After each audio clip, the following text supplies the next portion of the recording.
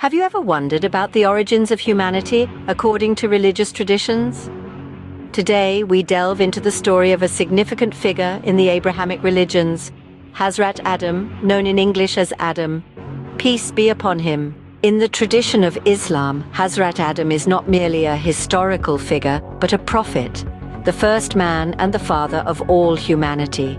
His story is woven into the fabric of the Quran, the holy book of Islam, and echoes through various hadiths, the sayings and actions of the Prophet Muhammad, peace be upon him. The story of Adam begins with his creation. Allah, the all-knowing, all-powerful, created Adam from a handful of clay, breathing his spirit into him. This divine breath bestowed upon Adam knowledge and understanding, setting him apart from all other creatures.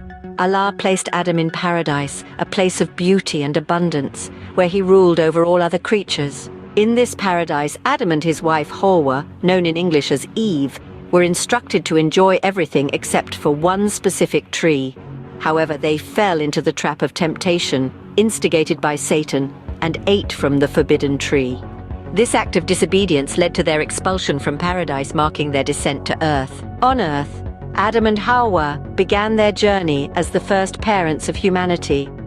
They were blessed with many children, including 2 sons, Qabil and Habil, whose story reflects the first instance of sibling conflict, jealousy, and murder. As a prophet, Adam received divine guidance and teachings from Allah.